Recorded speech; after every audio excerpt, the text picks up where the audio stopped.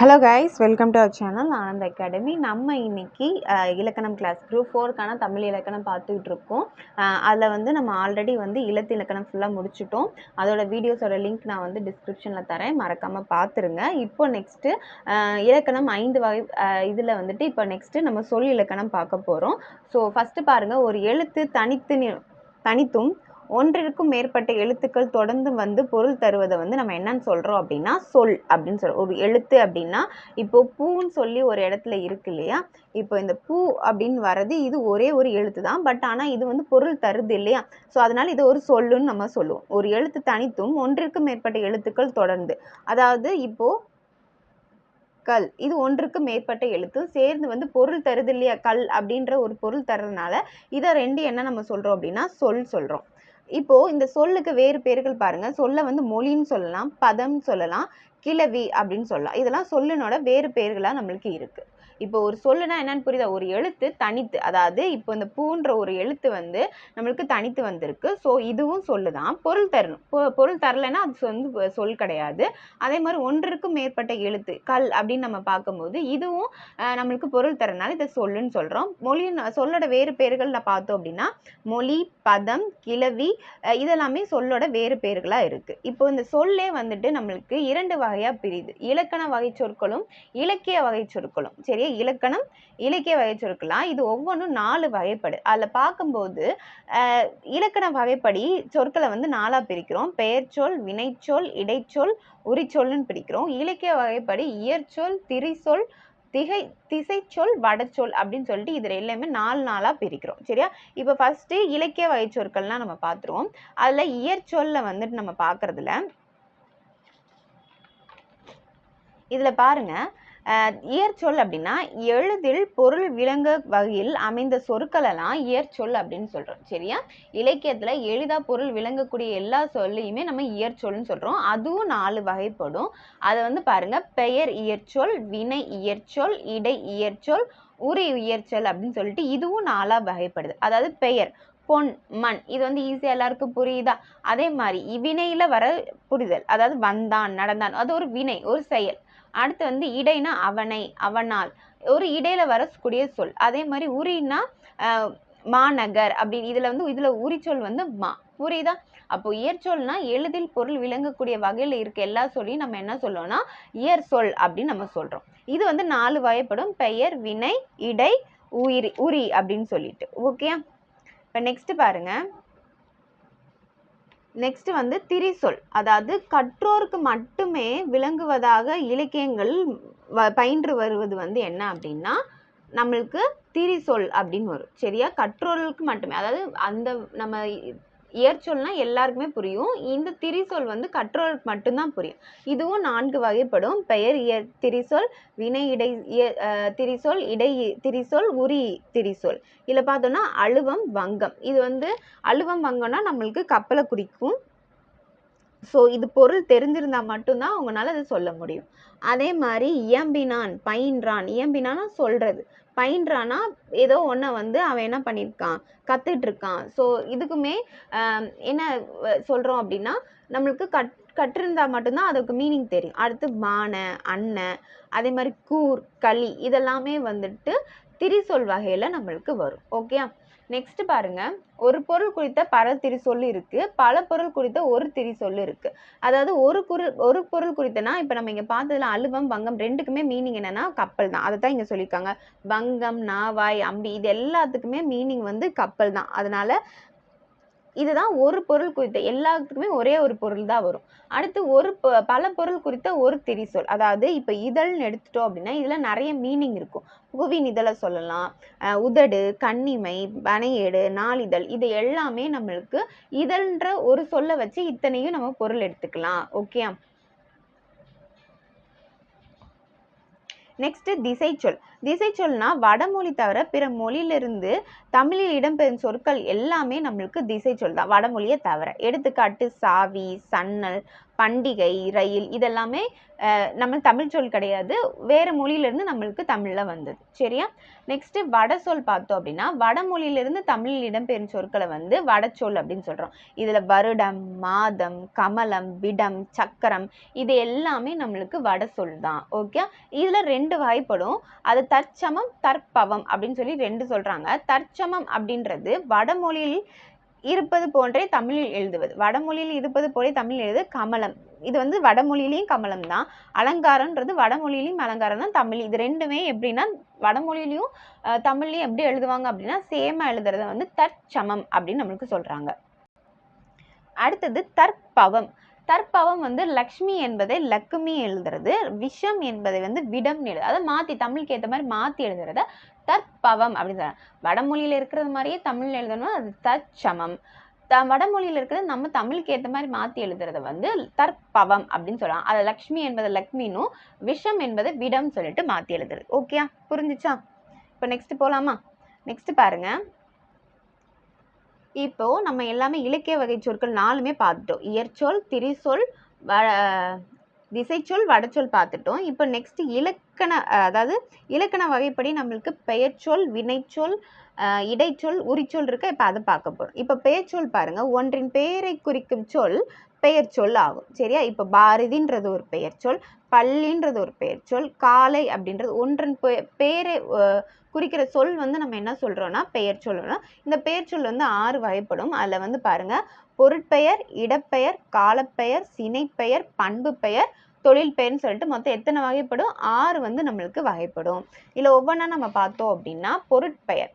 பொருட்பெயர் வந்து பொருளை குறிக்கும் பெயர் பொருட்பெயர் அப்படின்னு சொல்றாங்க. இது உயிருள்ள மற்றும் உயிரற்ற பொருட்களையும் குறிக்கும் சொல்றாங்க. எக்ஸாம்பிள் பார்த்தோம்னா பறவை, மயில், புத்தகம், நாற்காலி, இது வந்து 2க்கும் உயிர் இருக்கும், இது உயிர் இல்லாது. இப்போ புரியுதா? ஒரு பொருளை குறிக்கிற பெயர் வந்து ஒரு பொருட்பெயர் அப்படின்னு சொல்றாங்க.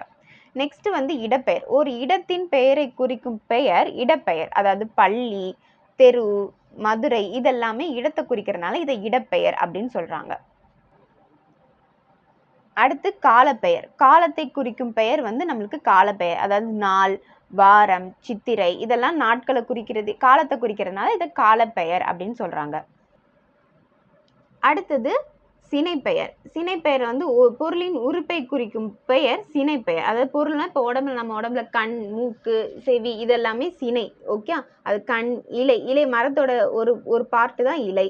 கை வந்து நம்ம கையோட, நம்ம உடம்புல இருக்க ஒரு உறுப்பு. கிளைன்றது மரத்தோட ஒரு பார்ட். புரியுதா? ஒரு பொருளோட உறுப்பை வந்து குறிக்கிறத வந்து சினைப்பெயர் அப்படின்னு சொல்லுவாங்க. நெக்ஸ்ட் வந்து பண்பு பெயர். ஒரு பொருளின் பண்பை குறிக்கும் பெயர் பண்பு பெயர் ஆகும். பண்பு அப்படின்னா அது என்ன ஷேப்பு, என்ன நிறம், இதெல்லாம் பண்போட அடிப்படையில் வரும். அப்போ வட்டம்ன்றது ஒரு பண்பு, வெண்பைன்றது ஒரு பண்பு, சதுரம் அப்படின்றது ஒரு பண்பாக வருது. நெக்ஸ்ட் வந்து பாருங்க தொழில் பெயர். தொழிலை குறிக்கும் பெயர் தொழில் பெயர் அப்படின்னு ஆகும். அதில் படித்தல், ஆடுதல், நடித்தல், இதெல்லாமே ஒரு தொழிலா நம்மளுக்கு இருக்கு. ஓகே, இப்போ இதுலயே கொஞ்சம் எக்ஸ்ட்ரா நம்ம பார்த்தோம் அப்படின்னா இடுகுறி பெயர், காரண பெயர் அப்படின்னு சொல்லிட்டு 2 இருக்கு. சரியா? இப்போ இந்த இடுகுறி பெயர் நம்ம பார்த்தோம் அப்படின்னா, நம் முன்னோர் சில பொருட்களுக்கு காரணம் கருதாமல் பெயரிட்டு வழங்கினர். இவ்வாறு இட்டு வழங்கிய பெயர் இடுகுறி பெயர்கள் அப்படின்னு சொல்றாங்க. அதாவது காரணமே தான் இருக்காது. அதுக்கு இப்போ நம்ம மரத்துக்கு என்ன காரணம் இருக்கு, இதனாலதான் இந்த பெயர் வந்துச்சுன்னு கிடையாது. இப்போ மரம், மண், காற்று, இதுக்கெல்லாம் பெயருக்கான ரீசன் இருக்காது. ஸோ அதெல்லாம் இடுகுறி பெயர்கள் அப்படின்னு சொல்றோம். அதுலயே 2 வகைப்படும். இடுகுறி பொது பெயர், இடுகுறி சிறப்பு பெயர். இடுகுறி பொது பெயர் அப்படின்னா பொதுவா இருக்கிற எல்லாத்தையும் சொல்றது பொது பெயர். ஒரு இடுகுறி பெயர் அத்தன்மை உள்ள எல்லா பொருட்களையும் குறிப்பது வந்து இடுகுறி பொது பெயர். இப்ப மரம் அப்படின்னு சொல்றது காமனா, அதுல ஸ்பெசிபிக் பண்ணி நம்ம சொல்லாம மரம், இப்போ ஒரு மரத்தை பார்த்தாலே அது மரம் நம்ம சொல்றது வந்து இடுகுறி பொது பெயர். அதே மாதிரி காடு ஸ்பெசிஃபை பண்ணாம பொதுவா சொல்றது வந்து பொது பெயர்னு சொல்றோம். அதே சிறப்பு பெயர் நம்ம பார்த்தோம் அப்படின்னா நம்ம அதுல ஸ்பெசிஃபிக்கா ஒண்ணு சொல்றது. ஒரு இடுகுறி பெயர் குறிப்பாக ஒரு பொருளை சொல்லுவது வந்து இடுகுறி சிறப்பு பெயர்னு சொல்றோம். அதுல நம்ம பார்க்க போறது, அதுல மாமரம், மரத்துல மாமரம், காடுல கருவேலங்காடு அப்படின்னு ஸ்பெசிஃபை பண்ணி சொல்றதை இடுகுறி சிறப்பு பெயர் அப்படின்னு நம்ம சொல்றோம். ஓகே, நெக்ஸ்ட் காரணப்பெயர். அதாவது ஒரு நம் முன்னோர் சில பொருட்களுக்கு காரணம் கருதி பெயரிட்டனர். இவ்வாறு காரணத்தோட ஒரு பொருளுக்கு வழங்கும் பெயர் வந்து காரணப்பெயர். அதாவது நாற்காலி, 4 கால் இருக்கிறதுனால அதுக்கு நாற்காலின்னு பேர் வச்சாங்க. கரும்பலகை, கருப்பா இருக்கிறதுனால அதுக்கு கரும்பலகைன்னு பேர் வச்சாங்க. இந்த மாதிரி காரணம் கருதி வைக்கப்பட்ட பெயர்கள் காரண பெயர்கள் அப்படின்னு சொல்றாங்க. அதுலயும் பொதுப்பெயர், காரண பொதுப்பெயர், காரண சிறப்பு பெயர் 2 பேர் இருக்கு. காரண பொதுப்பெயர் அப்படின்னா நம்ம பொதுவா எல்லாத்தையும் குறிக்கிற பொருளை வந்து காரண பொதுப்பெயர்னு சொல்றோம். பறவை, அணி, அணி அப்படின்றதுல நம்மளுக்கு எல்லாமே அணிதல் அப்படின்றதுல வரும். சரியா? பறவைன்றது எந்த பறவைன்னு இல்லாம பறவை பறக்கிறதுனால அது பறவைன்னு சொல்றோம். ஒரு பொருளை அணிஞ்சுக்கிறதுனால அது அணின்னு சொல்றோம். அதே மாதிரி காரண சிறப்பு பெயர் நம்ம பார்த்தோம் அப்படின்னா குறிப்பிட்ட காரணமுடைய எல்லா பொருட்களையும் ஒன்றை மட்டும் குறிப்பது. அது வந்து இப்ப அணிகலன்கள்ல வளையல் அது வந்து வளைஞ்சிருக்கிறதுனால வளையல்னு சொன்னோம்.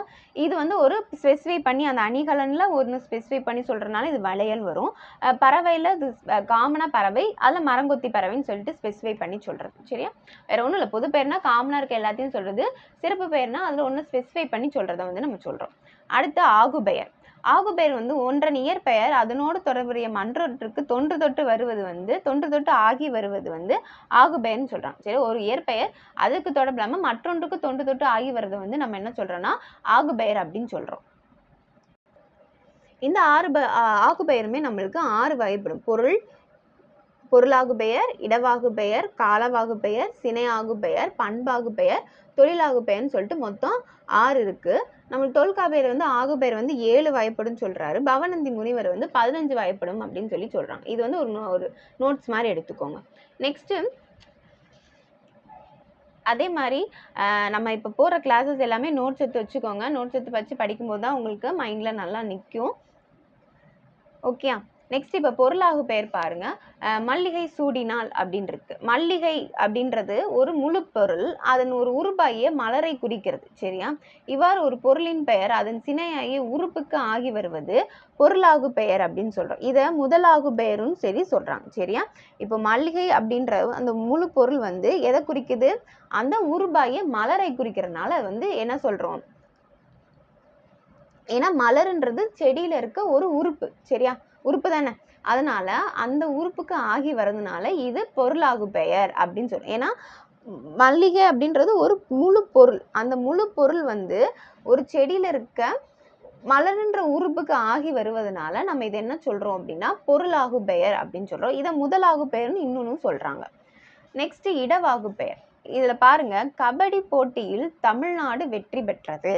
இப்போ இந்த தமிழ்நாடு என்னும் பெயர் வந்து எதை குறிக்குது? அந்த இடத்தை சேர்ந்த விளையாட்டு அணியை குறிக்குது. புரியுதா? அந்த இடத்தை சேர்ந்த விளையாட்டு அணியை குறிப்பதனால அது வந்து இடவாகு பெயர்ல வந்திருக்கு. புரியுதா? நெக்ஸ்ட் காலவாகு பெயர். காலவாகு பெயர்ல டிசம்பர் சூடினால் இருக்கு. இந்த டிசம்பர் அப்படின்றது இந்த கால பெயர் வந்து எதுக்கு ஆகி வருது? அந்த காலத்துல பூக்கும் மலருக்கு ஆகி வருது. புரியுதா? அந்த காலத்தில் பூக்கும் மலருக்கு ஆகி வருது. அதனால இது வந்து காலவாகு பெயர் அப்படின்னு சொல்றோம். புரிஞ்சா? இப்போ ஃபர்ஸ்ட் மல்லிகைன்ற ஒரு பொருள் அந்த செடியில இருக்க மலருன்ற ஒரு உறுப்புக்கு ஆகி வர்றதுனால அதை பொருளாகு பெயர் சொன்னோம். அதே மாதிரி தமிழ்நாடு என்னும் பெயர் அந்த இடத்தில் இருக்கும் அணிக்கு ஆகி வருவதனால அது இடவாகு பெயர்ல வந்திருக்கு. இங்க காலவாகு பெயர்ல டிசம்பர்ன்றது அந்த டிசம்பர் மந்த்ல பூக்கும் மலருக்கு ஆகி வருவதனால இது காலவாகு பெயர் அப்படின்னு சொல்றோம். நெக்ஸ்ட் சினையாகு பெயர். தலைக்கு ஒரு பழம் கொடு. இதுல சினைன்ற தலை வந்து சினை நம்ம இப்பதானே பார்த்தோம். உறுப்புன்றதான் சினை நம்ம பார்த்தோம். தலைன்றது ஒரு சினை. இந்த இடத்துல தலைக்கு ஒரு பழம் கொடுன்றது வந்து பொருள் ஒரு சினை வந்து பொருளுக்கு ஆகி வருது. சரியா? சினை வந்து எதுக்கு ஆகி வருது? பலன்ற ஒரு பொருளுக்கு ஆகி வருவதனால இது சினையாகு பெயர். இந்த இடத்துல தலைன்றது ஒரு ஆளை குறிக்கும். ஓகே. நெக்ஸ்ட் பண்பாகு பெயர். இனிப்பு தின்றான் அப்படின்னு பாருங்க. இத்தொடர்ல வந்து இனிப்பு என்னும் பண்பு பெயர், இனிப்புன்றது பண்பு தானே. இப்ப நம்ம பண்பு பெயர்னா என்னன்னு பார்த்தோம். பண்புனா அதோட தன்மையை குறிக்கிறது தான் பண்பு. அப்ப இனிப்புன்ற அந்த பண்பு பெயர் வந்து எதுக்கு குறிக்குது? அந்த தின்பண்டத்தை குறிக்கிறதுனால இது பண்பாகு பெயர் அப்படின்னு நம்ம சொல்றோம். நெக்ஸ்ட் வந்துட்டு தொழிலாகு பெயர். தொழிலாகு பெயர்ல வந்து பொங்கல் உண்டான். பொங்கல்ன்றது பொங்குதல்ன்ற மீனிங்ல நம்மளுக்கு ஒரு தொழிலா வரும். அது வந்து அந்த தொழில உருவான எதை குறிக்குது? உணவை குறிக்கிறதுனால இது தொழிலாகு பெயர் அப்படின்ற மீனிங்ல நம்மளுக்கு வருது. இப்போ புரியுதா? ஒன்றன் இயற்பெயர் அதன் இதுக்கு தொடர்புக்கு ஆகி வருவது வந்து நம்மளுக்கு ஆகுபெயர். அதில் மொத்தம் 6 வகை நம்ம இப்போ பார்த்துருக்கோம். சரியா? இப்போ நெக்ஸ்ட் வந்துட்டு நம்ம இப்போ பெயர்ச்சொல் மட்டும் நம்ம பார்த்துருக்கோம். நெக்ஸ்ட் ஒவ்வொன்றா வினைச்சொல், இடைச்சொல், உரிச்சொல் எல்லாத்தையுமே நம்ம நெக்ஸ்ட் கிளாஸ்ல பார்க்கலாம். ஓகே? வீடியோ பிடிச்சிருந்துச்சுன்னா லைக் பண்ணுங்க. அதே மாதிரி சேனலை மறக்காம சப்ஸ்கிரைப் பண்ணிருங்க. தேங்க்யூ.